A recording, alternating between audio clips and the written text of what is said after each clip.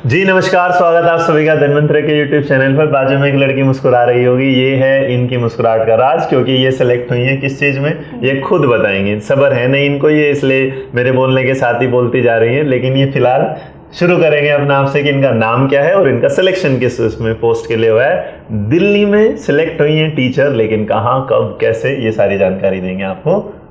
Over to you ma'am. Thank you, sir. So, my name is Anuradha and I'm selected for the post of PGT Natural Science and along with this also for the post of PGT Home Science.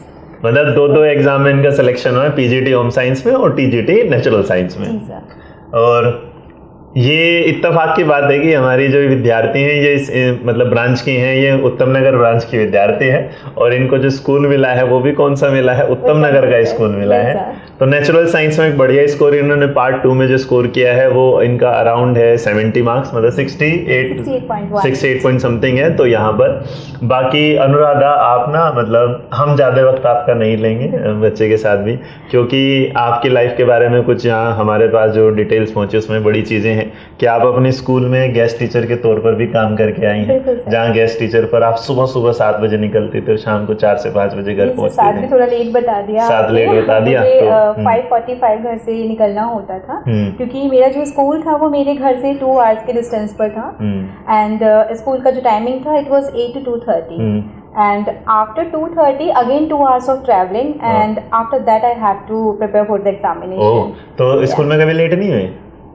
हो जाती तो guest teacher के पैसे वैसे कटे कभी नहीं कटे? नहीं सर, ऐसा नहीं था। मतलब जो लेट होने का था वो हम मैनेज खुद ही करते थे, जो अपने आप ही करना है। एंड सैलरी का तो डे वाइज होता है गेस्ट टीचर का प्रेजेंट होना। तो गेस्ट टीचर से परमानेंट टीचर बनने का जो सफर है कैसा फील हो रहा है? तो सबसे अच्छा ये फील हो रहा है कि जो छुट्टियां होंगी उसकी भी सैलरी मिलेगी, मतलब छुट्टियों के भी पैसे मिलेंगे। हाँ जी। इनमें थोड़ा सा लालच दिख रहा है हमें पैसों के लिए, लेकिन क्या कोई बात नहीं, अच्छी बात है, अच्छी बात है।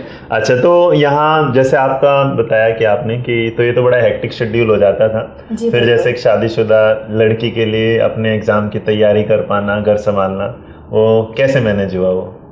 सर मैनेज का ऐसा था कि बस एक मोटिवेशन था, एक आपकी तरफ से भी मोटिवेशन मिला। मुझे अभी भी वो वर्ड याद है जो सर ने बोला था कि अगर किसी चीज़ को पाना है, कुछ अचीव करना है, तो आपको उसके लिए ना जिद चाहिए, उसके लिए आपको ज़िद्दी होना होगा।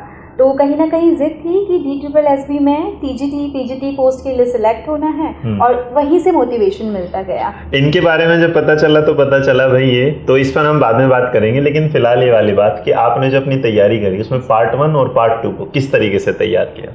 सर अगेन पार्ट 1 के लिए I am taking coaching from Adhyayan Mantra and along with this coaching के साथ साथ में जो इम्पॉर्टेंट पार्ट है वो ये है कि आपकी सेल्फ स्टडी बहुत ज़रूरी है।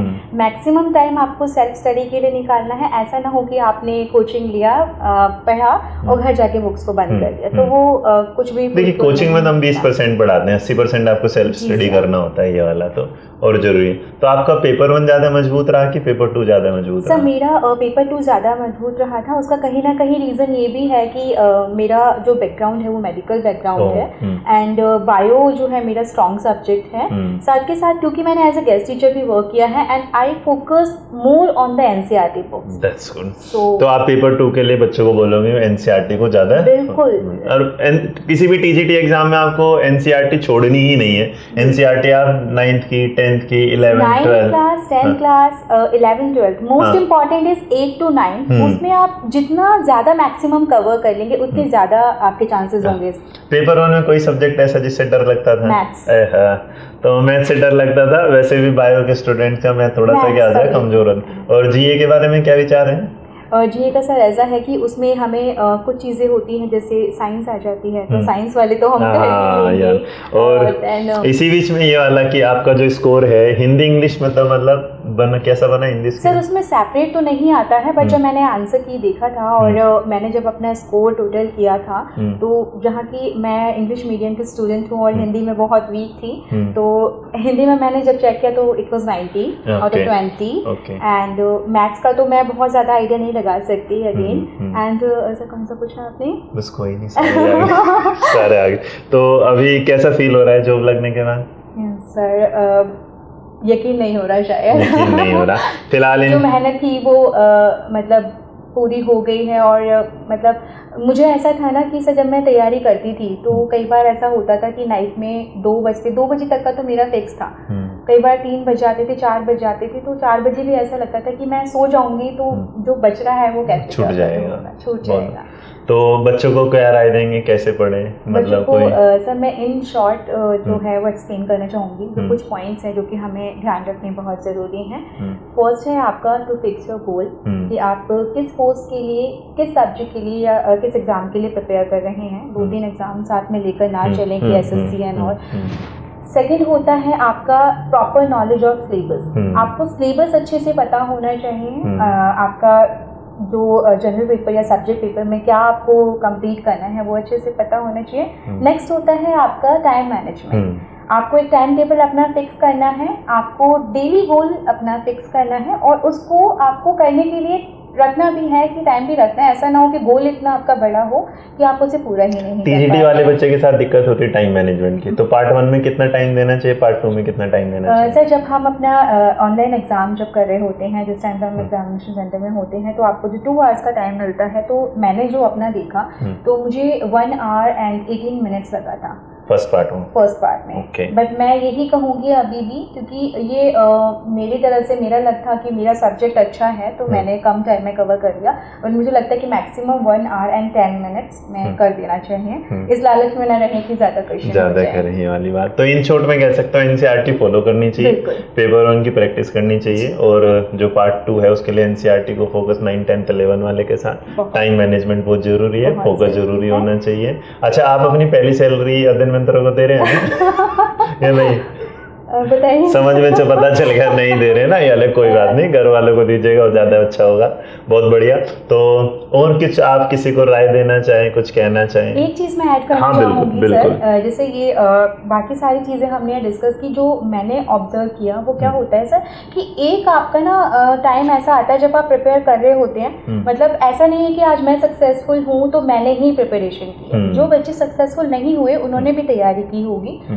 होता क्या है कि एक पॉइंट ऐसा आता है जब हमें रियलाइज होता है या हम थक जाते हैं और हमें लगता है नहीं अब नहीं हो पाएगा, गिव अप कर देना चाहिए। बस वही पॉइंट है सर जहाँ से हमको अप करना। और देखिए, जब आप कहीं फेल हो जाते हैं तो कहा जाता है ना, failure is the success of master. तो इसका मतलब, या failure is the master of success, sorry मैं उल्टा बोल गया, तो failure is the master of success है। तो इसी के साथ, क्योंकि भाई कुछ और कहना चाह रहे हैं शायद आप? एक लास्ट चीज मैं कहना चाहूंगी कि जो मैंने रियलाइज किया कि जब आप लोग पूरा प्रिपरेशन कर लेते हैं, पूरी आपकी तैयारी हो जाती है, और जब आप एग्जाम देने के लिए जा रहे हैं, बहुत से टाइम ऐसा होता है कि आप रात को नींद पूरी नहीं हुई होती है, या बहुत थका हुआ टायर्ड फील करते हैं, या घबराए हुए होते हैं।